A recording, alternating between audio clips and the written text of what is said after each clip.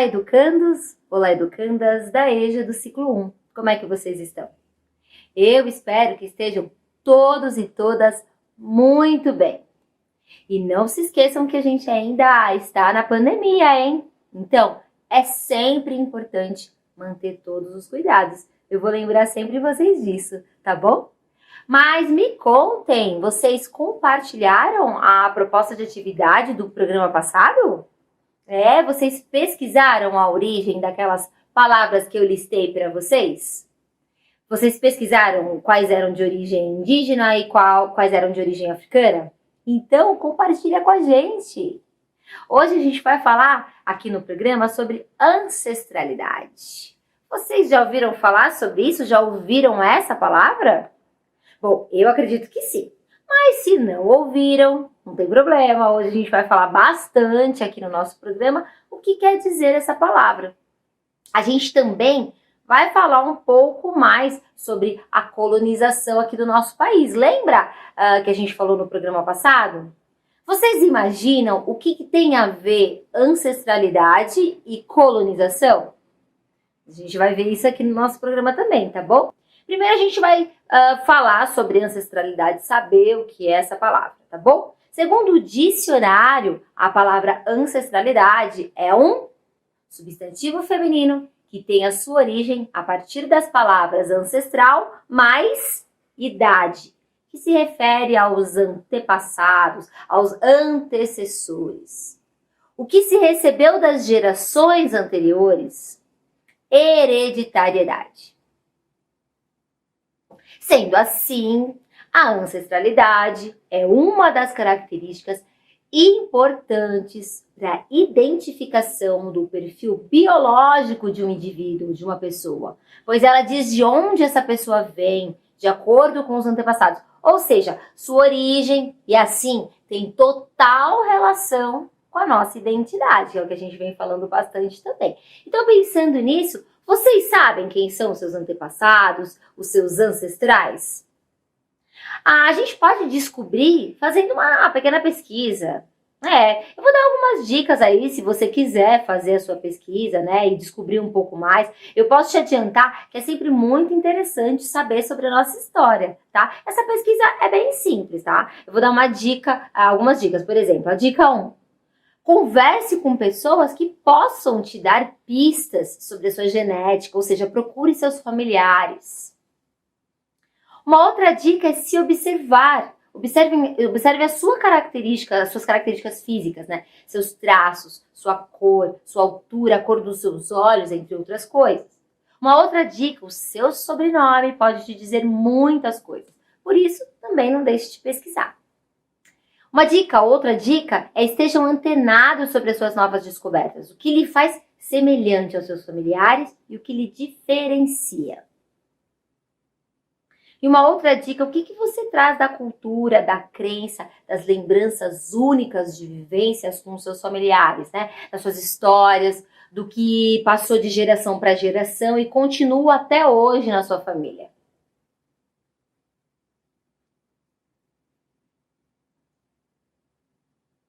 As descobertas nunca param, não é mesmo? Espero que essas dicas possam te incentivar, instigar vocês na busca pelo autoconhecimento, né? A gente sabe que no início não é muito fácil, mas depois a gente pega o jeito, né? Afinal de contas, é a nossa história. Bom, observem aí essa fotografia que eu tô colocando para vocês, que representa um pouquinho o que a gente traz dos nossos ancestrais. Legal essa foto, né? Bom, e falando em ancestrais e em colonização do Brasil, vocês estão lembrados que nós falamos um pouco sobre isso no programa passado? Então a gente vai pensar juntos e tentar recordar um pouquinho. Então, vou fazer uma pergunta e dar um pequeno tempo, assim, eu vou dar um tempinho pequenininho para vocês pensarem, tá bom? Então vamos lá, ó. Quem foram os primeiros habitantes aqui do Brasil? Vamos pensar um pouquinho? Foram os indígenas, né? Se alguém falou isso, acertou. É isso mesmo.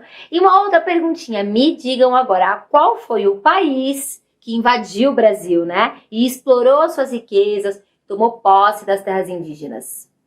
Que país foi esse? Pois é, foi Portugal, não é? Legal, se vocês acertaram, eu tô bem feliz que vocês estejam aí acompanhando nos nossos programas. No programa passado a gente falou bastante sobre isso, né? A gente vai conversar um pouco, então, agora sobre algumas heranças que os portugueses, que foram esses que invadiram o Brasil, nos deixaram. Vou começar falando, então, da culinária, que é um assunto bem gostoso para dar fome aí na gente, né? Então, antes de eu falar algumas heranças, vamos assistir um vídeo aí para aprender a fazer bolinho de chuva, né? Vocês vão ver o vídeo em que a aluna Stephanie Teixeira de Lima, do ciclo 1, da professora Eugledes, que é lá da EPG Deucélia Adegas Pera, nos ensina a fazer aí esse bolinho de chuva maravilhoso. Vamos dar uma olhadinha? Boa tarde, eu sou Stephanie, estudo na Escola Deucélia, sou aluna da professora Eugledes, ciclo 1, e eu vou apresentar para vocês um bolinho de chuva. Venha pra cá. Aí agora eu vou apresentar a vocês os ingredientes. 2 xícaras de farinha de trigo, 1 xícara de 250 ml de açúcar, 2 ovos inteiros. Eu vou tentar tirar a pelezinha para vocês.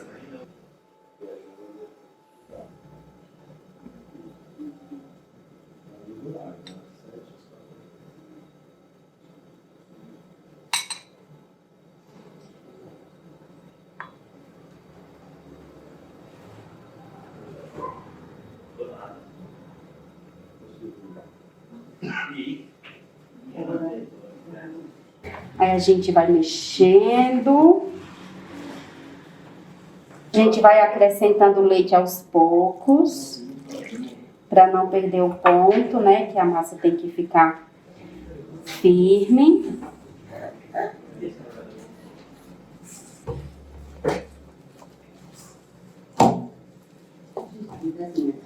Acrescenta mais um pouquinho de leite.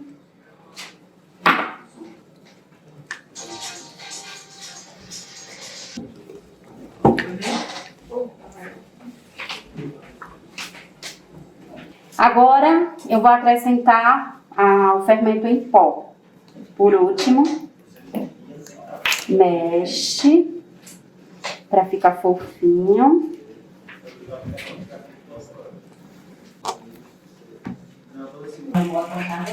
Esse é o ponto da nossa massa, né?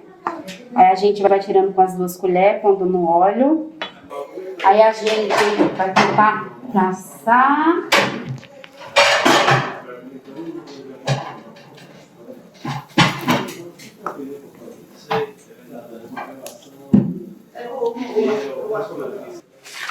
Agora a gente vamos finalizar passando no açúcar com a canela, colocando num refratário. Pronto, está finalizado. Esse foi a minha receita. Esse bolinho de chuva me deu água na boca. Obrigada pelo vídeo.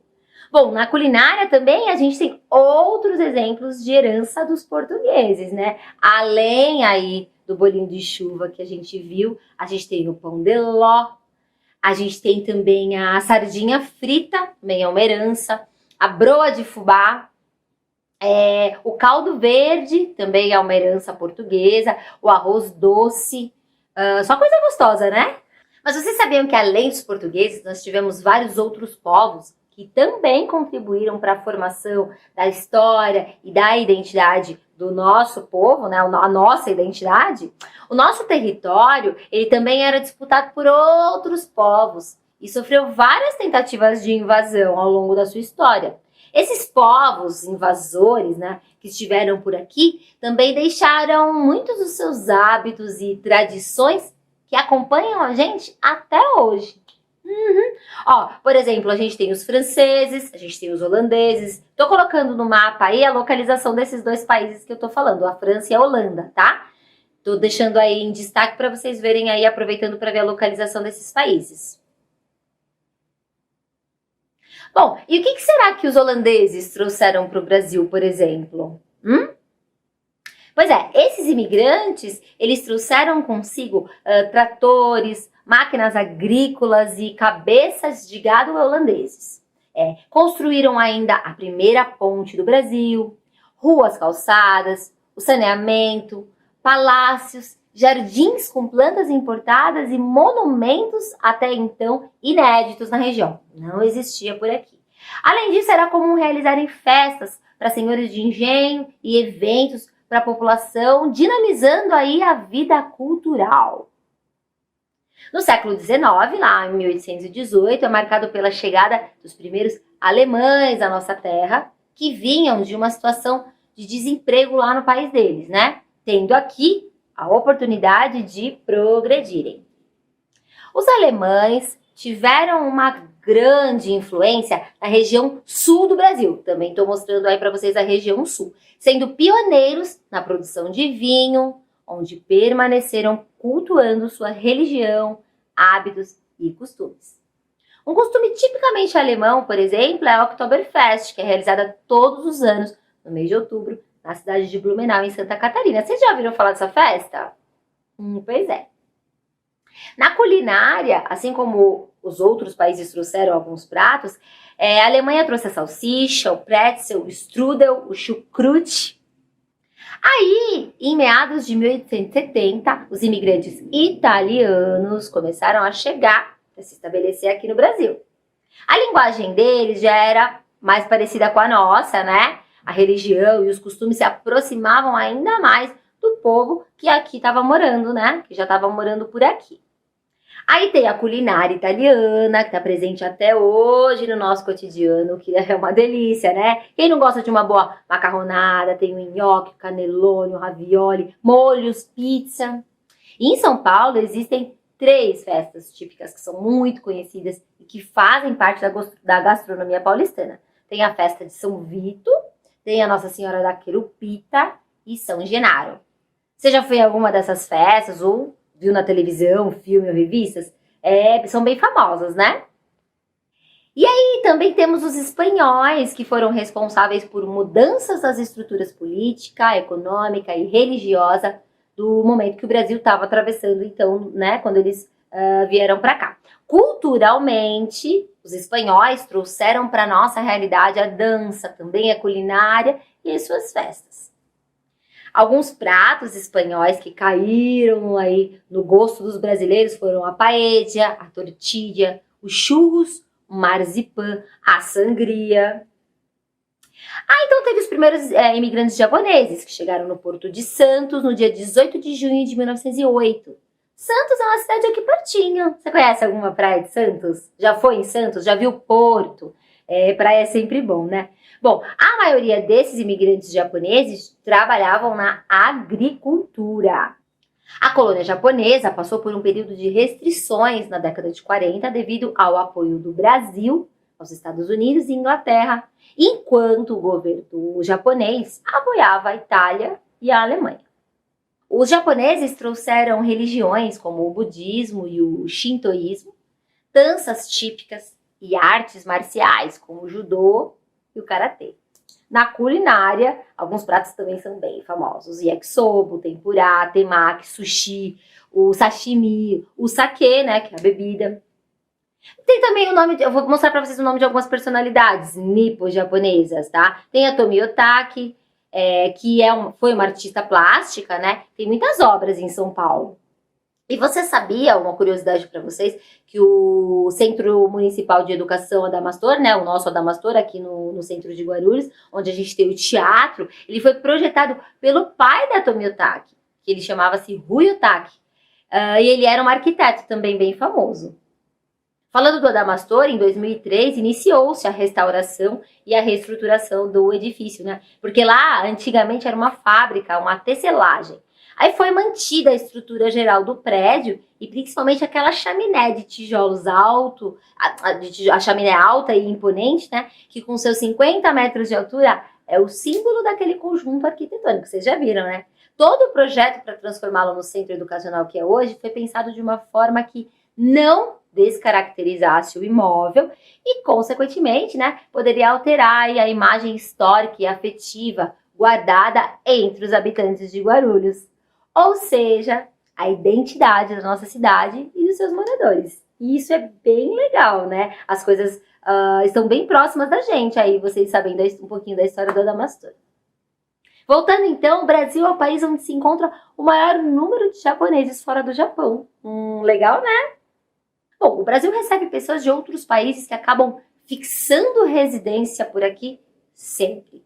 A gente tem pessoas vindas da Inglaterra, né, da França, da Arábia Saudita, do Líbano, Estados Unidos, Argentina, Chile, Canadá, Coreia, da China e outros países aí também povoam o nosso país, tá?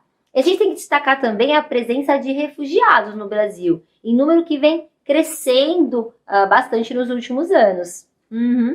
E aqui no Brasil são assegurados aos refugiados a inviolabilidade do direito à vida, à liberdade, à igualdade, à segurança e à propriedade, assegurando-lhes os direitos e liberdades civis, sociais, culturais e econômicos.